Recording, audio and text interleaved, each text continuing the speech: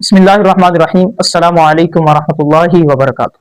उम्मीद करता हूँ आप सब लोग खैरियत से होंगे। अल्लाह पाक आपको सलामत रखे।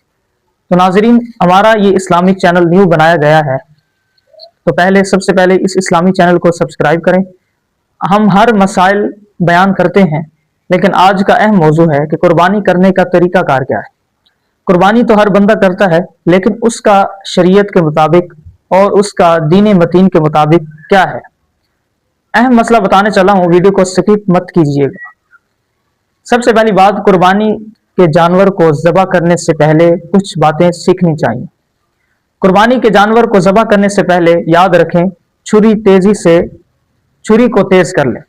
और ये भी याद रहे कि कुर्बानी के जानवर के सामने छुरी तेज नहीं करनी चाहिए।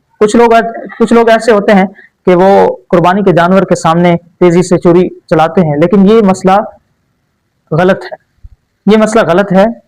इन चीजों से बचें। कुर्बानी के जानवर को ज़बह करने से पहले छुरी तेज कर लें।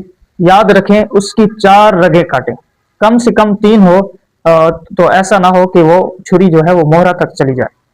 तो ये 4 रगें जरूर काटें, कम से कम 3। शरीयत में ये लिखा हुआ है कि कम से कम 3 जो है वो रगें कटी हुई हों, तो ये याद रखिएगा। तो कुर्बानी जिसकी है, तो उसका दिल में ये ख्याल रहना कि कुर्बानी ये सुन्नत इब्राहिमी है, अपनी तरफ से नहीं, बल्कि अल्लाह की रजा के मुताबिक और दीन मतीन की खिदमत के मुताबिक और सुन्नत इब्राहिमी के मुताबिक मैं ये कुर्बानी कर रहा हूँ, ये जानवर को ज़िबा कर रहा हूँ। तो कुर्बानी के जानवर का तरीका मैंने बताया है। सबसे पहले जल्दी से छुरी को तेज कर लें। उस जानवर को किबले की तरफ रुख करके उसका मुंह बाएं पहलू पर लिटाएं और कुर्बानी के जानवर को फौरी ज़िबा कर दें। ज़िबा करने से पहले छुरी को तेज कर लें। याद रखें, जानवर को बेवजह तकलीफ देना यह गलत बात है। बेवजह तकलीफ देना ये दुरुस्त नहीं है। तो इसीलिए जो शरीयत का मामला है वो ये है कि कुर्बानी के जानवर को ज़बह करने से पहले ये 3 बातें जरूर जान लें।